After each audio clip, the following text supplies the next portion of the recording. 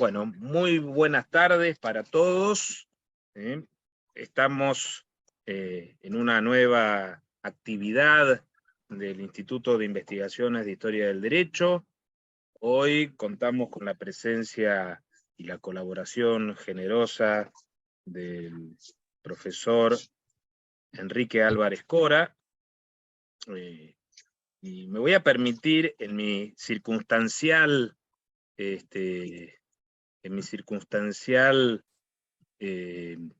papel de presentador, que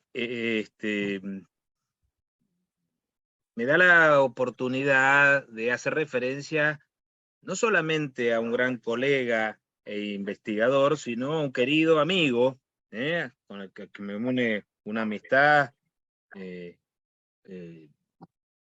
no tan intensa en los últimos años por motivo puramente de distancia, pero sí muy profunda y muy entrañable, que se remonta, me da miedo empezar a hacer los números, casi a 30 años, casi a 30 años. Nosotros en Buenos Aires tuvimos la satisfacción de conocer a un muy juvenil Enrique, que hizo una estancia en el Instituto de Investigación de Historia del Derecho. Ahora tal vez tendrá el cabello un poco encanecido, pero sigue siendo muy juvenil en su espíritu y en su actitud. Así que solamente era una juventud del documento de identidad. En este sentido, también venía precedido por la muy justa y muy equilibrada recomendación de su querido maestro, el doctor Enrique Gacto Fernández, a quien también le mando un abrazo virtual allí donde esté, y el joven Enrique Álvarez Cora ya mostraba características de su personalidad intelectual y de su personalidad también social, notable y profunda curiosidad, una dedicación en la investigación histórico-jurídica humanista, abierta al diálogo con muchos saberes, con la literatura, y un apetito voraz por todo lo que fuese el conocimiento histórico jurídico. Voy a decir algo que en realidad, en algún comentario, alguna vez con un colega al que no voy a mencionar, pero yo hacía un elogio de Enrique diciendo, qué tipo curioso, profundo, con un conocimiento tan vasto y extraordinario. Ah, bueno, no, abarca demasiado, me dijeron. En buena hora que pudiésemos abarcar ese demasiado. Enrique es un modelo, es un referente, bueno, es de lo más destacado de nuestra generación, en ambos lados del Atlántico. Hoy nos viene a hablar de contrapuntos históricos de la teología y el derecho. Un tema que no solamente se las trae, sino que es un tema del que él seguramente va a hacer pensar y concebir cosas que ni se nos habían ocurrido. Querido Enrique, es tuyo el uso de la palabra. Pues muchas gracias, Ezequiel, por una presentación tan cordial, evidentemente condicionada por la amistad, efectivamente, que tú has evocado muy bien. Ahora, por lo demás, en lo que se refiere a todo lo que has dicho a propósito de nuestra disciplina, pues ya saben los colegas y los amigos que han tenido la amabilidad un tanto insensata de venir a acompañarnos, a quién tienen que presentar las reclamaciones después de mi intervención, ¿verdad? Que son todas las reclamaciones tienen que ir a ti. Yo quiero, además de darte las gracias a ti, dárselas también a Viviana Kluger, que efectivamente ha sido amabilísima y muy cordial en todo lo que ha sido la organización de esta charla, y en general al Instituto de Investigaciones de Historia del Derecho, que, porque en fin, para mí es verdaderamente un honor haber recibido la invitación. Como no tenemos mucho tiempo, si te parece voy a ir al grano, y voy a comenzar con una especie de extracto epistemológico, como prometía la publicidad de la charla, ¿no?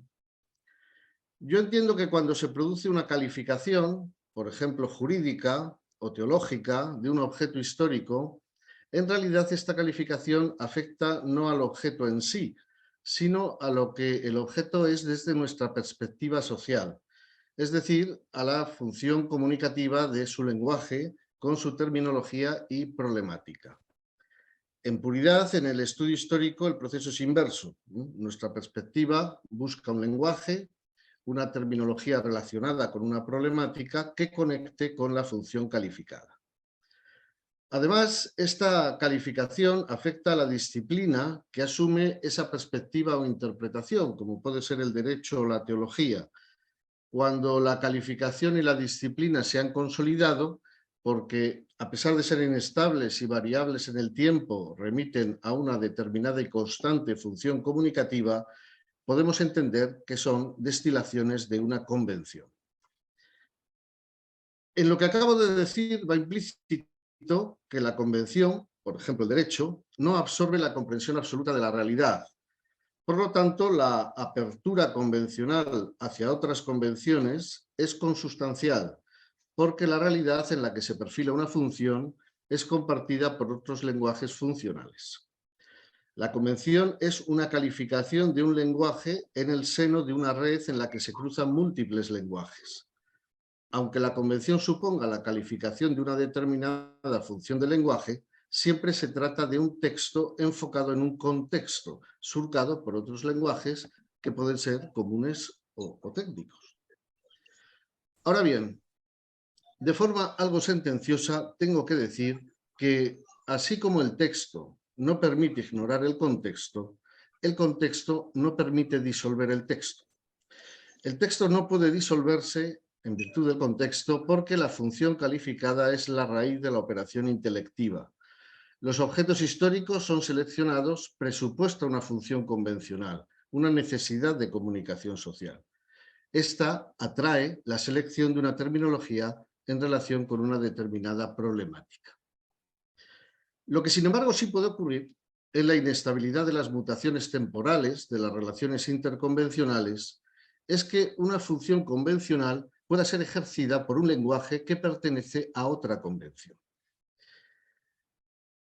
Esto es lo que se discute, a mi modo de ver, cuando se plantea la relación interconvencional entre el derecho y la teología. Como se ve, todo depende de precisar convencionalmente la función, porque la conexión interconvencional va a variar según se trate del estudio de la función jurídica o de la función teológica, y de la función jurídica civil o canónica, e incluso de la función jurídica dispositiva o legitimadora. No hay un círculo vicioso en ello, sino un inefable precondicionamiento temporal que impone el lenguaje. Vayamos entonces a nuestro recorrido histórico por la relación interconvencional entre derecho y teología. Yo creo que hay una verdadera teología jurídica en el derecho antiguo visigodo, porque el lenguaje que cumple la función jurídica es un lenguaje que pertenece a la convención teológica. Veamos lo que sucede con el concepto de naturaleza.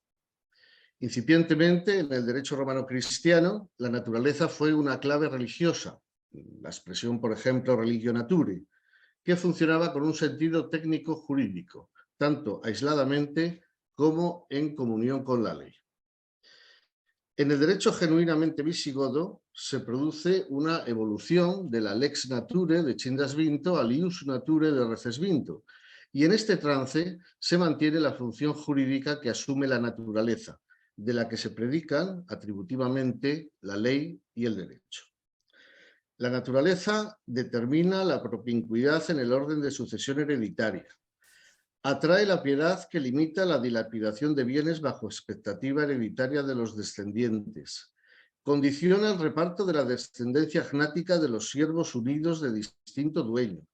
Somete las nupcias a la esperanza de la procreación o a la no diferencia de edad o de estatus entre los esposos y consolida la tenencia de las cosas por el transcurso del tiempo. Pues bien, la pregunta fundamental es si esta naturaleza, que cumple con una función jurídica, es un concepto teológico o jurídico. A caballo entre los anteriores reyes, Isidoro de Sevilla perfila la naturaleza como un concepto suprapositivo. La natura no es física, el mundo, sino nacimiento, potencia de generación y vida, y Dios es la fuente de la naturaleza, de la esencia y de la existencia. La ley debe ser secundum naturam, como también la ley debe ser secundum consuetudinem. Por lo tanto, naturaleza y costumbre quedan ligadas como aspectos de la emulación de Dios por la ley bajo el principio técnico temporal de sus soliditas. En realidad, la naturaleza es la forma que adopta Dios, mientras la costumbre es la forma que adopta la naturaleza, para ser una y otra imitadas por la ley. Esto es, en definitiva, una teología teleológica de la ley o del derecho. En la Alta Edad Media, la teología jurídica teleológica solo puede considerarse documentadamente presente en la persistencia de la ley gótica, pero en los fueros y costumbres medievales la teología jurídica adopta un sentido distinto. De la espiritualidad teleológica de la teología jurídica visigoda se avanza hacia una teología jurídica física propiamente medieval. La incertidumbre de los movimientos migratorios coexiste y explica la necesidad de la delimitación de tierras. La inestabilidad política, social o económica fuerza la comprensión estable y física de las cosas. Es ahora el mundo físico, isidoriano y concreto, no suprapositivo, el que se identifica con la naturaleza, pero lo hace hombres naturales, animales, plantas, en cuanto creación de Dios. La naturaleza mundanal o física creada por Dios es también un concepto teológico, acaso rudimentario frente a lo que fue la sofisticación de la teología visigoda, pero también cumple una función jurídica. Condiciona la delimitación de la tierra como espacio jurídico. Determina el uso o fuero de las cosas que constituyen las prestaciones personales y reales en la explotación de la naturaleza dentro de un ámbito de tierra delimitado. Funda en la sangre el orden sucesorio, tanto el político como el familiar, y la transmisión del ius hereditarium, que funde heredad y herencia. Determina la antijuridicidad. Negativamente, al regenerar el mal mediante el perdón de los repobladores, o positivamente al sancionar todo quebrantamiento efectivo del orden. Aquí entra la responsabilidad colectiva de animales y cosas y la responsabilidad por el daño al margen de la intención. Y finalmente, la presencia misteriosa de Dios en la naturaleza queda además reflejada en la justicia emanada de la ordalía, tanto en los elementos simbólicos utilizados como en la emanación directa de la solución jurídica. Tenemos, por lo tanto, dos teologías jurídicas, la visigoda teleológica y la física alto medieval. Yo creo firmemente en ellas, pero si se me pregunta si quiere esto decir que en toda función jurídica visigoda o alto medieval rige la primacía de la convención teológica, entonces me negaré a admitir este prejuicio.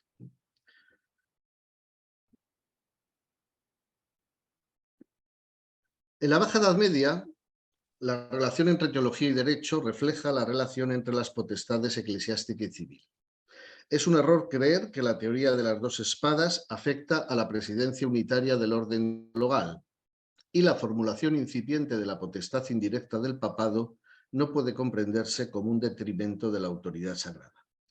En este sentido, se refrendaría la pujanza de una teología jurídica. Sin embargo, contra la tendencia al hierocratismo que se deriva de ese planteamiento, más con el refuerzo del poder civil que va implícito en la recepción del derecho romano, más con la asimilación del aristotelismo tomista, tiende a imponerse en el espacio del derecho positivo el dualismo de las causas espirituales y temporales que asumen respectivamente las potestades eclesiástica y civil como ámbito de disposición y jurisdicción propia.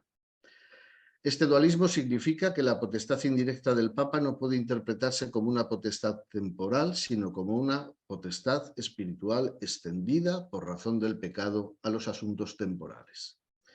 Pero al mismo tiempo, con el respaldo de la política papal frente al emperador, la potestad de las autoridades temporales afirma su propia función de disposición jurídica y jurisdicción civil.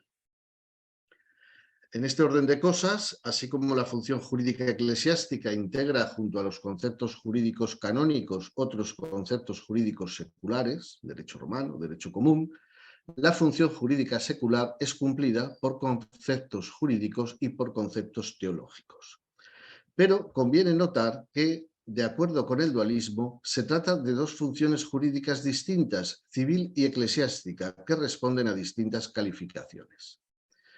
En la función jurídica civil, en su vertiente dispositiva, los conceptos jurídicos se complementan o se integran con conceptos teológicos, pero estos conceptos teológicos no tienen una función eclesiástica ni propiamente teológica, sino que aportan una vertiente de legitimación y limitación axiológica de la función jurídica.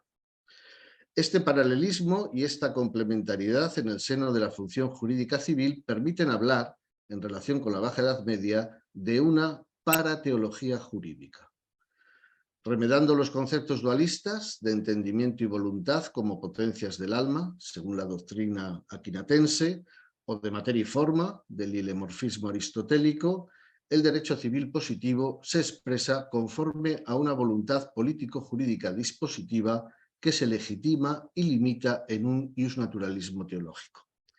Podría decirse, en definitiva, que se consolida un voluntarismo jurídico y un intelectualismo teológico. La parateología jurídica se mantiene y acentúa en la Edad Moderna. Sin embargo, como si esta dosis teológica fuera insuficiente, en determinada historiografía se ha defendido la idea del derecho del absolutismo moderno como un derecho religioso o teologizado, en el que los conceptos teológicos de la gracia, el consentimiento o la obligación natural tendrían una importancia más sustantiva que los conceptos de la justicia, la forma jurídica o la obligación civil. Esta visión historiográfica de una teología jurídica moderna necesitaría probar, conforme a los argumentos expuestos, que la función jurídica dispositiva y no solo la axiológica es cumplida primordialmente por los conceptos teológicos. Yo no creo que sea así y por eso considero la teología jurídica moderna, desde el punto de vista de la convención disciplinar, una construcción meramente historiográfica y desde el punto de vista de la convención del objeto histórico, una pseudo-teología jurídica moderna. Veamos con algunos ejemplos si aquella teologización plena es plausible. Primer ejemplo, el matrimonio. El matrimonio no es sino una institución canónica respetada en el derecho regio. Como es sabido, el matrimonio canónico se perfecciona mediante el consentimiento de los esposos. A partir del Concilio de Trento, la forma ad validitatem es condición añadida de dicha perfección.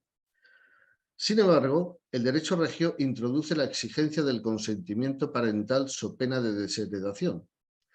Es de notar que este consentimiento parental es requisito que no implica la añadidura de una forma, porque completa indirecta y negativamente el consentimiento matrimonial.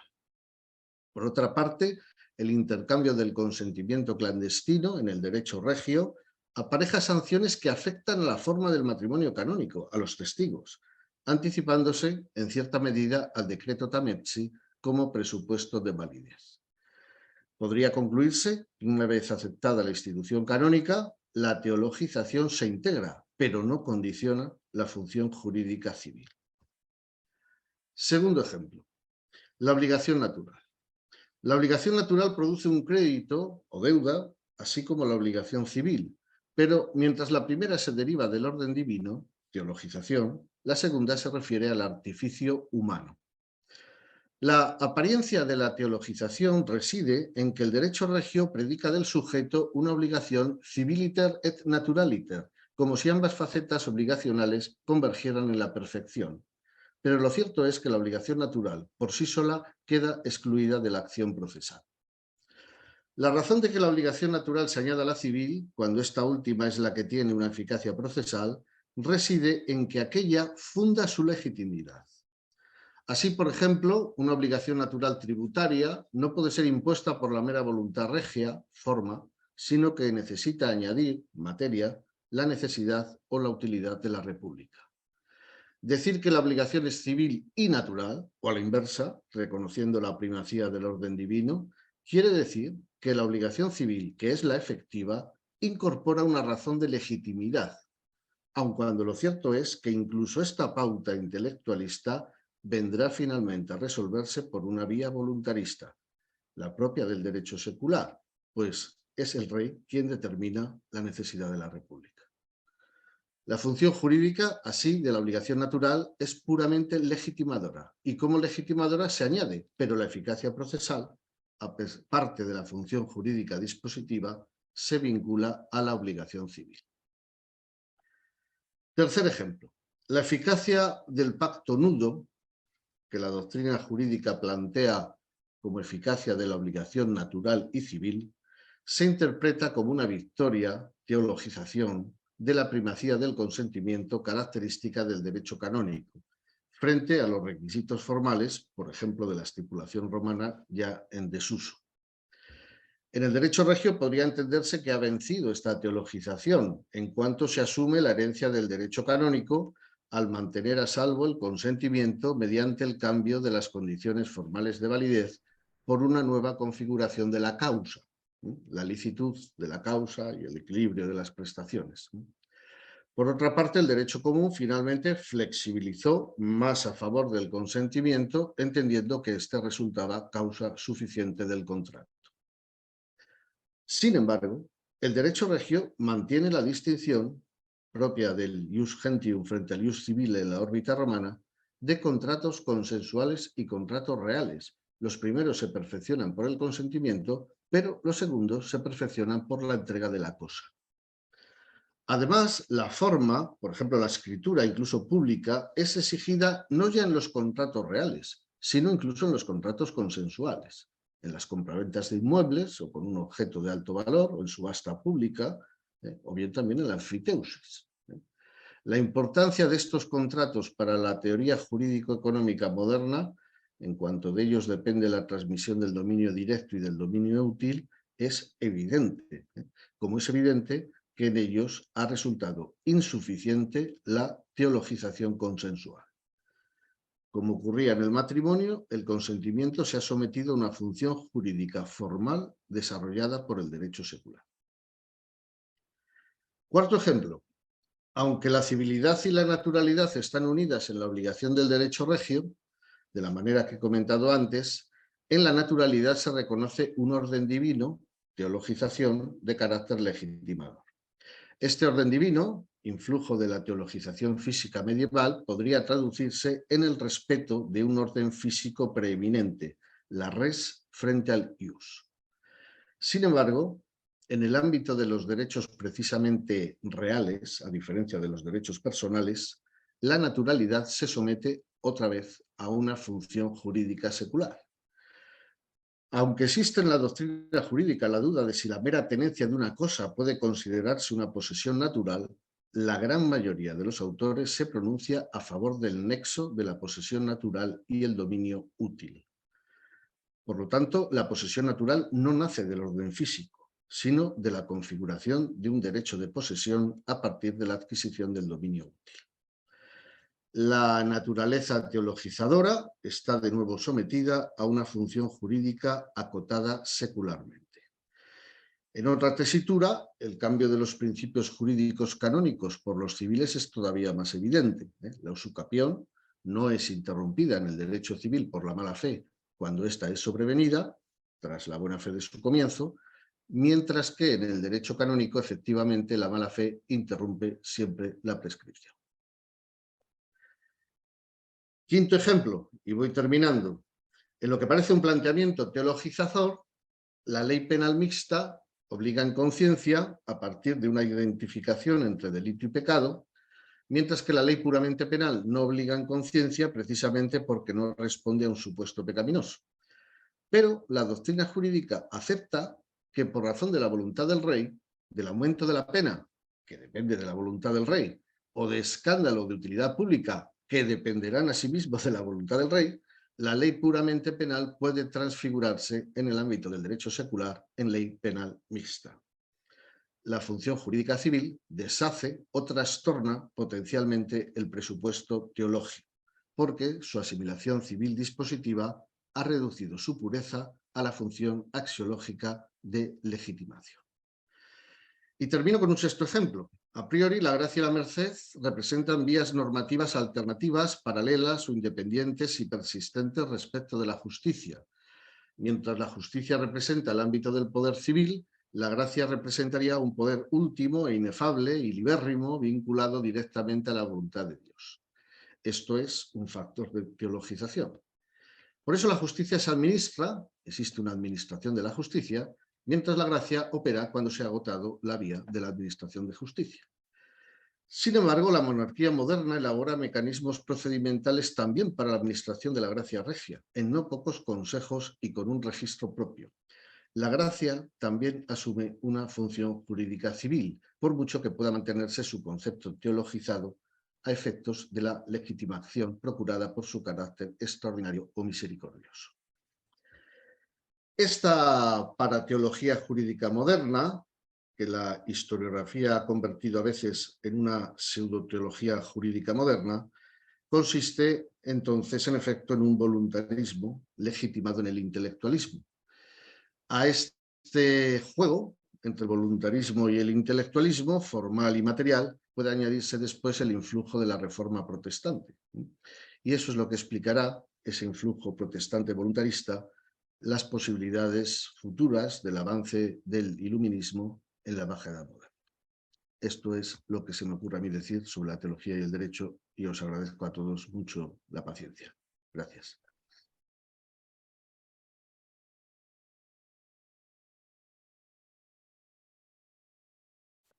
Brillante, absolutamente brillante, tanto para anotar, para escuchar, para reflexionar. Vamos a aprovechar que falta poquito tiempo, entonces, siguiendo la práctica de reuniones de nuestro instituto, lo que vamos a hacer es vamos a finalizar esta primera reunión y en 5 minutos estamos volviendo. Entonces, 5 minutitos, vuelvo con el mismo link para que nos volvamos a unir y abramos la ronda de intervenciones, preguntas, consideraciones. Supongo que habrá muchas, y además también dado lo nutrido y reflexivo de la colaboración de Enrique, seguramente estos 5 nos van a servir para hacer una pregunta más coherente y ordenada. Es tanto que hay que para preguntarle y pedirle que implemente sus reflexiones, que estos minutos van bien. Entonces, dejamos en este momento y 15:40, ahora aquí, 40 del horario que en otra uso, nos vemos a entrar.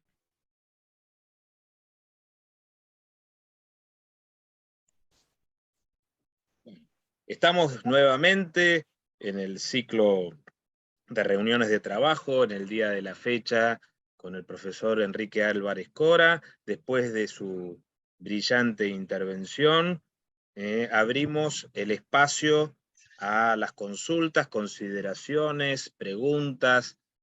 Ya saben, tenemos un mecanismo de preguntas con la mano dentro del sistema, sino también podemos pedir la palabra.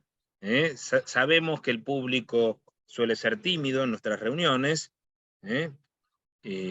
pero bueno, yo, mientras ustedes saben que tengo esta condición de la cual abuso, de preguntar, pero aprovecharía para generar alguna intervención del público. Una pregunta, Enrique, con respecto a esta muy aguda, oportuna perspectiva tuya sobre lo que es una perspectiva historiográfica que se presenta en muchas ocasiones con una pretensión de aparente solidez, esto, ¿no? Sobre la influencia y la relación entre las categorías teológicas, incluso se ponen ciertos calificativos. ¿Vos nos podrías ampliar un poco acerca de cuándo nace, o cuándo vos ves que nace esta perspectiva historiográfica, y en principio, a qué motivos, a qué razones obedecería esta perspectiva historiográfica?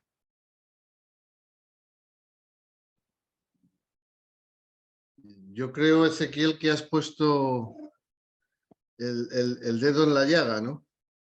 Porque en el caso de España, no sé si la situación será la misma en Argentina, yo creo que tiene que ver con una reacción frente a la escuela en general de García Gallo, de Alfonso García Gallo, que fue acusada siempre de una perspectiva fundamentalmente jurídica de la historia del derecho, frente a lo que había sido la inclinación histórica de la escuela anterior, a partir de Hinojosa,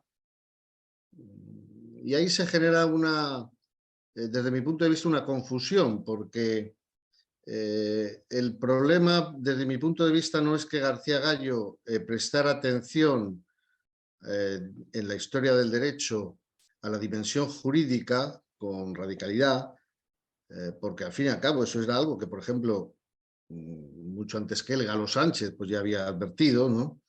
Sino a que García Gallo utilizaba de alguna manera la materia histórica como si fuera derecho positivo.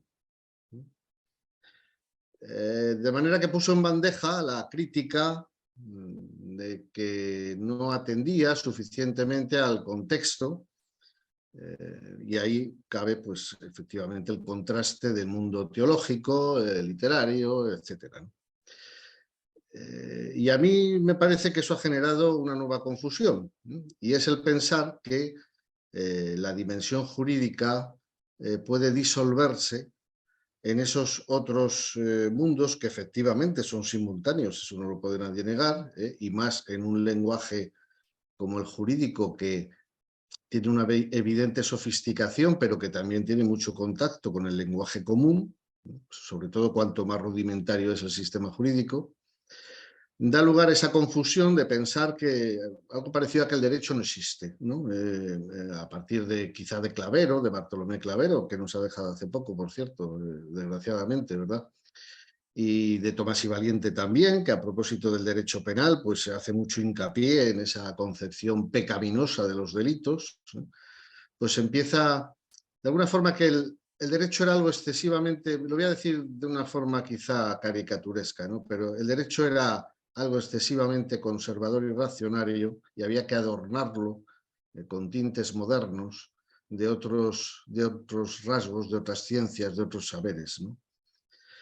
Yo creo que ahí se cae en un error, y es pensar que desde el punto de vista de la teoría del conocimiento se pueda deshacer un lenguaje que evidentemente está sedimentado y está consolidado en la historia. Otra cosa es si hay que entenderlo de una forma excesivamente cerrada o abierta, ¿no? Pero que está consolidado como una convención, como decía yo al principio, eso parece evidente, sobre todo en determinados periodos históricos y sobre todo en la mirada científica, ¿no? Una vez que la disciplina se crea y busca ese lenguaje relacionado con determinados problemas que ahora entendemos jurídicos. Entonces, yo creo que ahí se ha ido por un camino equivocado, que era probablemente la reacción ante el juridicismo quizá frío de García Gallo, porque García Gallo a veces parece que contempla, no sé qué decirte, los fueros de León como como si se sometieran al análisis propio de una fuente del derecho positivo. Habla de derogación, por ejemplo, entre fueros y utiliza términos que no son los propios de la realidad histórica que se vivió, sino de la mentalidad de quien contempla el derecho vigente, ¿no? Pero la relación, me temo que tampoco fue afortunada. Se entiende en su época, pero creo que no fue afortunada porque diluyó el conocimiento jurídico y yo lo que he querido poner de manifiesto, perdóname si me alargo, es simplemente las contradicciones en las que se cae. Claro, pensar que una monarquía moderna organiza sus relaciones jurídicas en función de la obligación natural, pues puede parecer muy brillante la idea, pero nadie puede creerse que las relaciones jurídicas se organicen así. Ni nadie puede creerse que una política criminal esté perfilada a partir de la concepción del pecado que te ofrezca la Iglesia. El rey tenía sus intereses propios al margen de la Iglesia, evidentemente, como ahora hablamos de derechos humanos y el poder político tiene sus intereses propios y sus mecanismos que evidentemente no están pensando constantemente en los derechos humanos.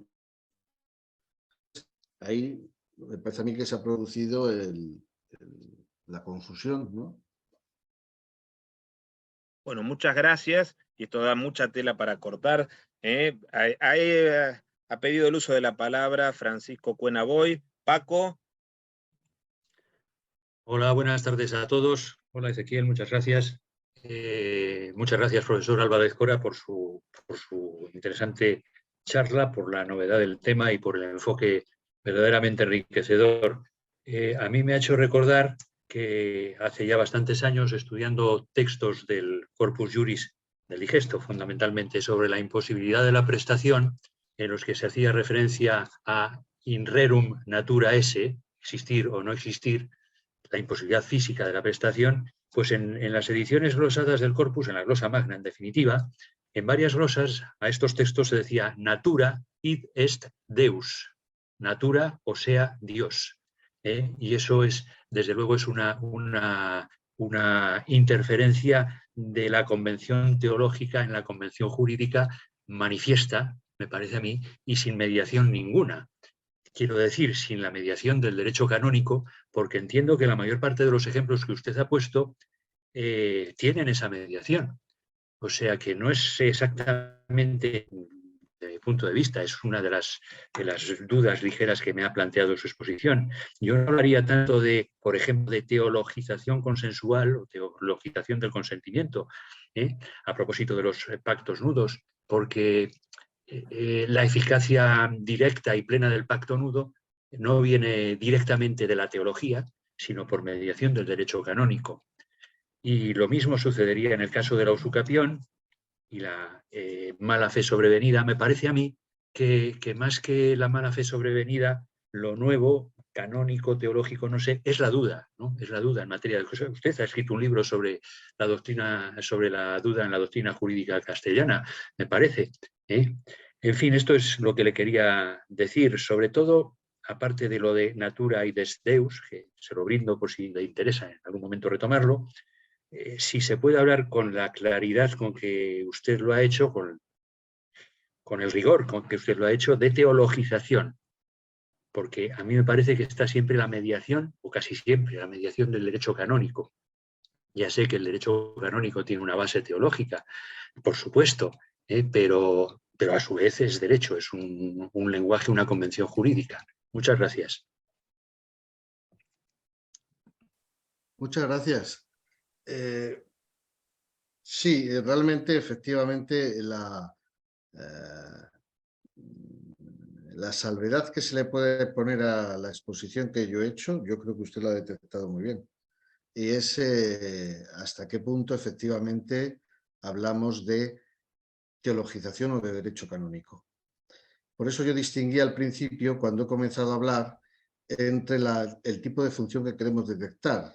Y no sé si recordará, porque ha sido muy al principio, pero decía, bueno, hay una función efectivamente jurídica o teológica, pero hay una función jurídica civil o canónica, y en cada una de ellas también hay una función jurídica, podríamos decir, dispositiva y una legitimadora, que son dos elementos que se cruzan en toda formulación jurídica, ¿no? Entonces, sí, efectivamente, bueno, como usted mismo decía, ¿verdad? El derecho canónico, de alguna manera, es el filtro pero es el filtro al que se le presume el patrón de teologización. Quiero decir, cuando decimos que el pacto nudo procede del derecho canónico, que es una parte, ¿verdad? Porque también procede de la elaboración del derecho común, que es el que finalmente asienta la primacía del consentimiento, quizá más que el propio derecho canónico, ¿verdad? Que habla del problema de la causa, etcétera, que eso termina siendo un tanto irrelevante desde el punto de vista del mundo civil. Decir que no procede de la teología, pero sí procede del derecho canónico, yo creo que procede de la teología a través del derecho canónico. Es decir, yo estoy con usted en que se puede considerar inexacto expresarse en estos términos, ¿verdad? Y que se podría distinguir entre uno y otro. Pero yo creo que a efectos de la concepción civil, la mirada del poder secular es la de recibir o no unos elementos que se consideran teológicamente legitimados porque proceden del derecho canónico. Entonces, el derecho canónico es un intermediario, podríamos decir, dentro de esa influencia, dentro de ese filtro. Por eso, desde mi punto de vista, romper con el derecho canónico es romper con la idea teologizadora, porque si yo rompo la distinción ley penal mixta, ley puramente penal, que los canonistas defienden de forma unánime, evidentemente estoy rompiendo, no digo rompiendo quizá, pero cuestionando la fundamentación teológica que tiene esa distinción. Entonces, bueno, yo estoy de acuerdo con usted que quizá si fuéramos rigurosos, como, en fin, uno intenta ser riguroso, pero no siempre lo consigue, ¿no? Si somos rigurosos, habría que también distinguir cuáles son esos pasos intermedios entre función jurídica canónica y función jurídica civil, antes de ir directamente a la raíz de la teologización. Yo en eso estoy completamente de acuerdo. Pero no dejo de ver que, en cierto sentido, para quien traza el derecho positivo secular, la teología no es pura, la teología viene ya procesada por el derecho canónico. Creo. Gracias de todas formas por sus comentarios, porque me parecen interesantísimos. Gracias a usted, muchas gracias. Bueno, realmente delicioso esta intervención y esta respuesta que proporciona mucha luz. Yo estoy pensando, lo veo acá, voy a comentar una infidencia. Pobre el doctor Martiré, que está escuchando, me ha dicho que no tiene el micrófono, porque, como diría mi abuela, creo que está que se sale por intervenir y preguntar y comentar. Yo creo que voy a interpretar parte, muy discretamente, de lo que podría decir Eduardo, porque me parece que esta perspectiva tuya, Enrique, nos proporciona una luz nueva en lo que a Eduardo le interesa desde hace años y viene diciendo con mucha certeza y con mucha oportunidad, en el espacio disciplinar histórico-jurídico, que es el de la purificación de la historia del derecho. O sea, creo que esta luz que has aportado vos, que puede llegar a ajustarse o que también en un lapso breve, como son nuestras intervenciones de 30 minutos, claro, como orador apelás a las imágenes y al ejemplo que sea contundente. Y en toda simplificación siempre hay algún elemento que se nos puede, quizás lo podemos ver de una manera o expresarlo de una manera un poco más contundente. Pero creo que es muy importante porque en esto detrás hay algunas desorientaciones historiográficas y hay desorientaciones de personas que con muy buena voluntad y con mucha simpatía y entusiasmo, tal vez incluso por no venir del derecho, después empiezan a hacer consideraciones sobre el pasado jurídico muy simplistas en función de lo que estabas diciendo vos, ¿no? Yo creo que ahí hay algo de esto que es muy importante y que tendría que formar parte de nuestras discusiones, por un lado, y de nuestras enseñanzas, que es rescatar la autonomía de lo jurídico, la historia del derecho, la historiografía jurídica, rescatando la autonomía del pensamiento jurídico, de las categorías jurídicas, como vos bien señalabas, en un diálogo entre perspectivas del pensamiento. No sé si nos podés ampliar un poquito más algo de esto. No quiero monopolizar el uso de la palabra, pero creo que nuestra audiencia está un poco abrumada por la cantidad de cosas y la profundidad de las cosas.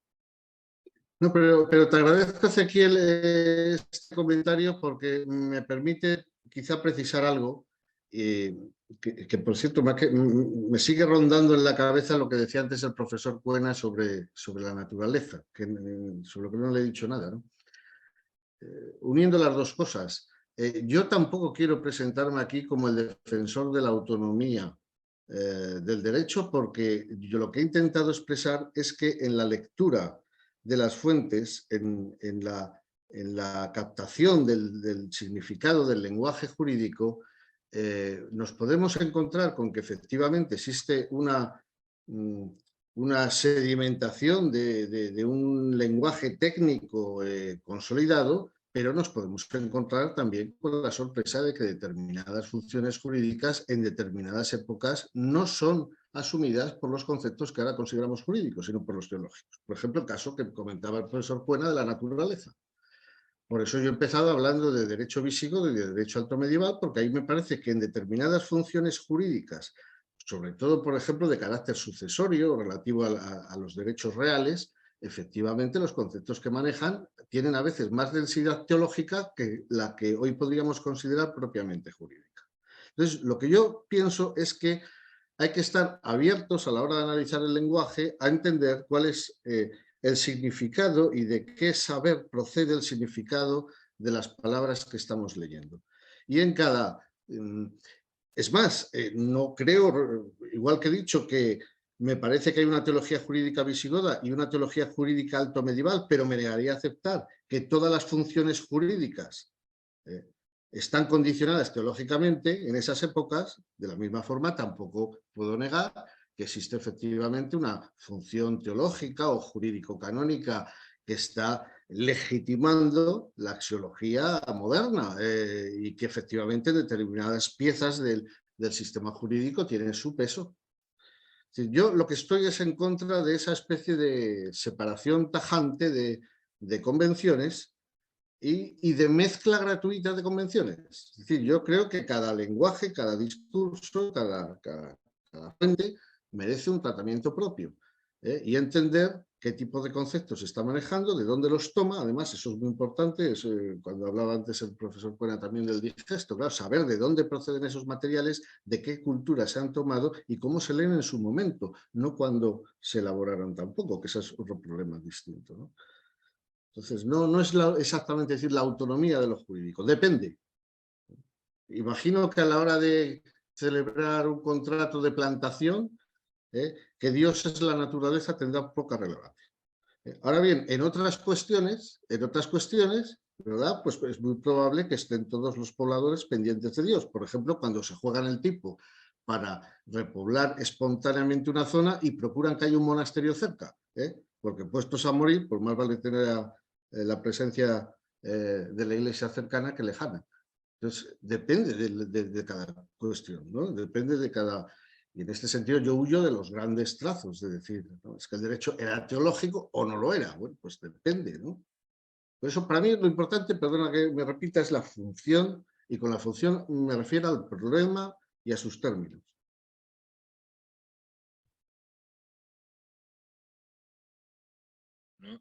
No sé si hay alguna pregunta. Mientras tanto, también, Enrique, te estaría pidiendo para que le compartas con nuestra audiencia y para los que después asistan a esta magnífica exposición, si si tenés a disposición, si se puede consultar algún texto escrito tuyo en el que te hayas referido a estos temas, como complemento o apoyatura de quienes estén interesados en ampliar su perspectiva.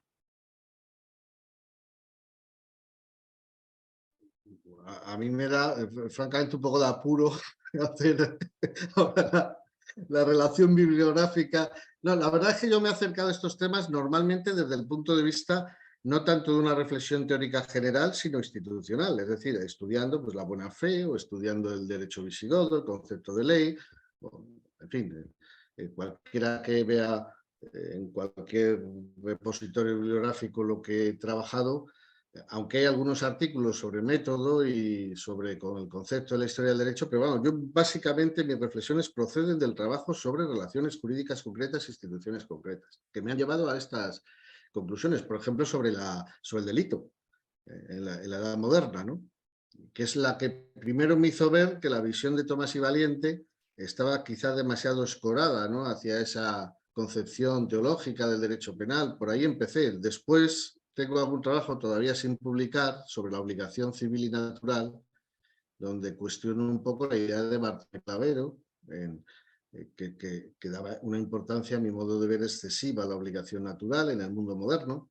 Ese no lo he publicado todavía, ¿no? Pero, en fin, ha sido siempre trabajos sobre temas institucionales concretos. Aquí Paco quiere agregar algo, un dato, dice ahí, pero bueno, muy bien, Paco. Bueno, me da un poco de vergüenza abusar del escaso tiempo.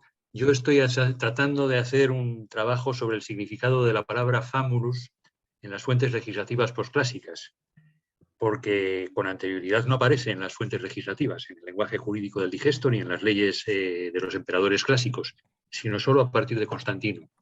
Y famulus en principio significa esclavo, es un sinónimo de servus, pero lo cierto es que en esas fuentes posclásicas de Constantino en adelante empieza a asumir otros muchos significados. Por ejemplo, cuando se habla de famulus Dei.